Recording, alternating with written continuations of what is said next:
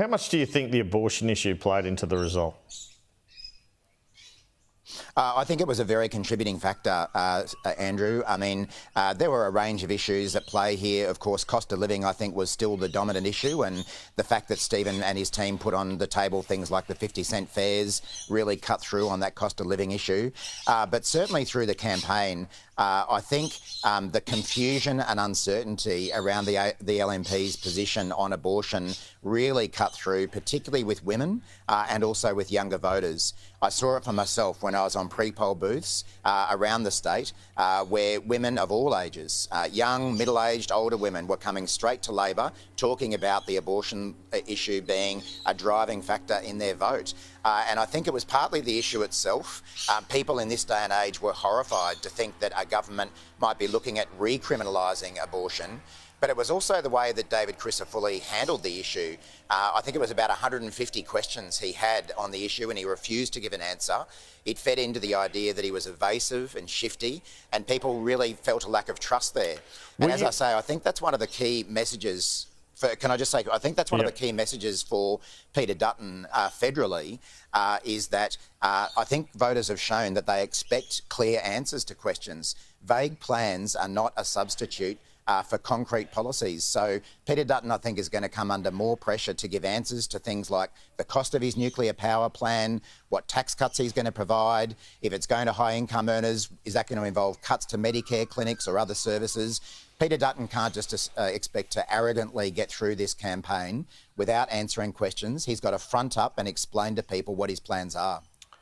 Will you seek to exploit the abortion issue at the federal election, given the comments of Jacinta Price and Barnaby Joyce?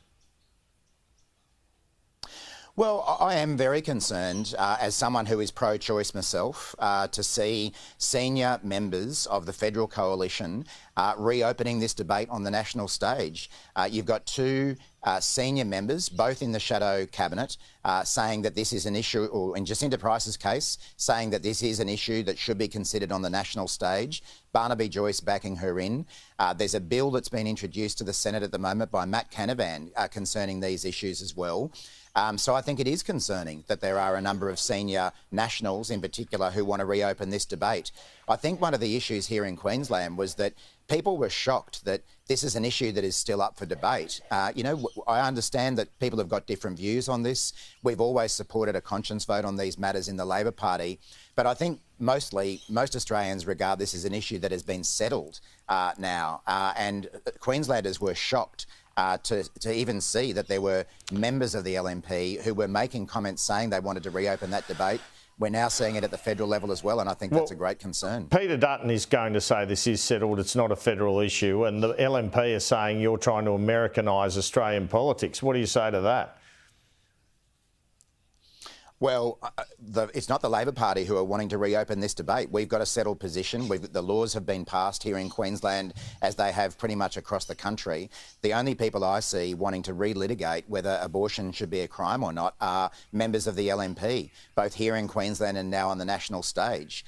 So, you know, if Peter Dutton is that concerned about this issue, maybe he could have a word to some of his senior shadow ministers who keep wanting to reopen this debate. I mean, I saw Peter Dutton and a range of his colleagues try to shut down the debate quickly. That's exactly what David Crisafulli did here by saying it wasn't an issue, you know, people didn't care about it. Well, what we saw on the weekend is that people do care about these things.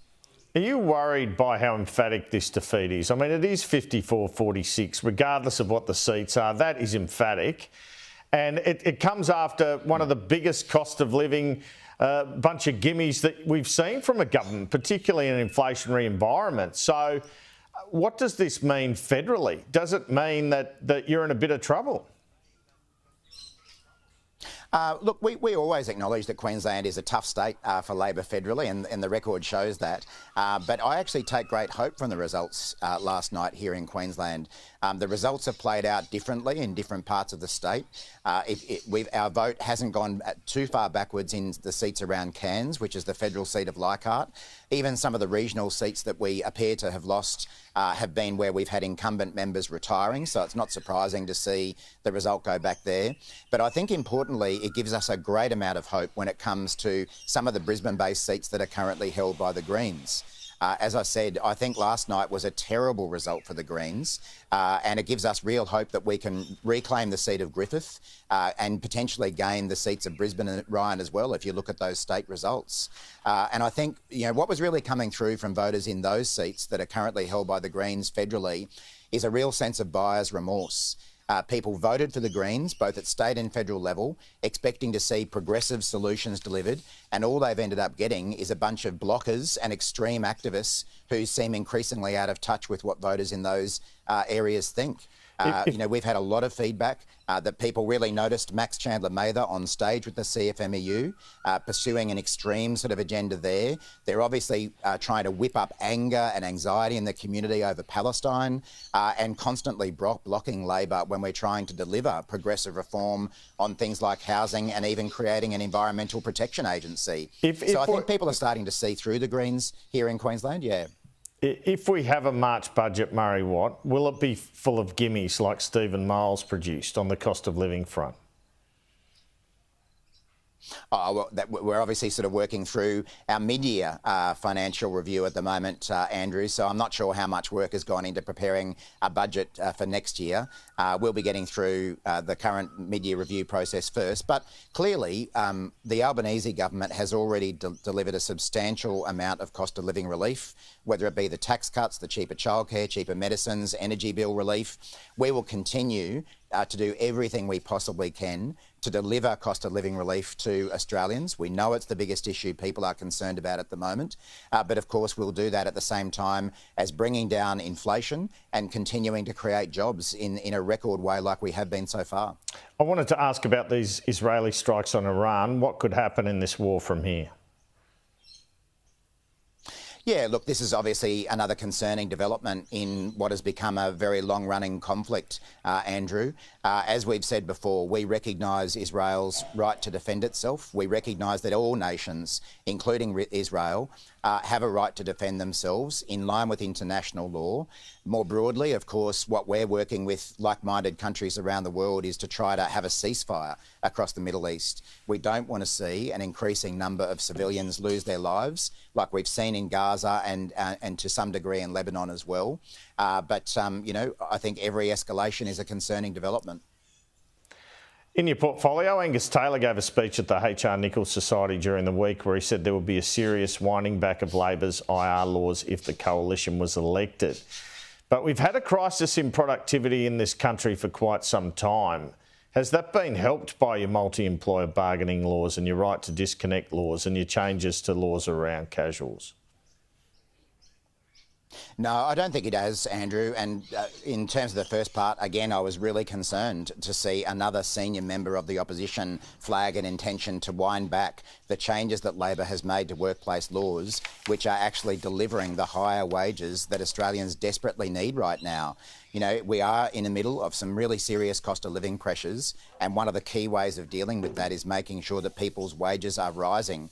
We've seen that happen as a result of our laws. We continue to create more jobs, so it's not crashing the economy or crashing jobs. And in terms of things like multi-employer bargaining, there's no evidence whatsoever that that's contributed to economic harm or lower productivity.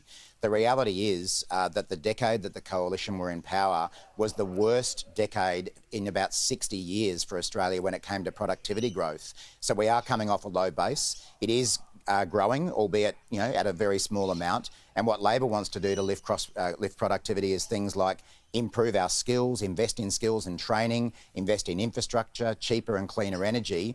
All the LNP have ever got is cutting wages and conditions. Every senior minister seems to be now intent on doing that by saying they're going to scrap a range of rights. And I think right now is the worst possible time you could be looking at cutting people's wages and conditions when they're already struggling to stay afloat. Just finally, there have been these revelations in a book by the journalist Joe Aston that, well, he says Anthony Albanese got something like 22 free upgrades from Qantas. He claims the PM asked Alan Joyce for Chairman's Lounge membership for his son. Do you think these stories hurt the PM? Well, as you know, Andrew, these stories have been in print before and the Prime Minister's dealt with them at the time. What I can assure you viewers is that at all times, Labor has had the national interest at the front of our attention when it comes to our decisions about aviation policy. So I've really got nothing to add to what the Prime Minister said before. Murray Watt, thanks so much for your time.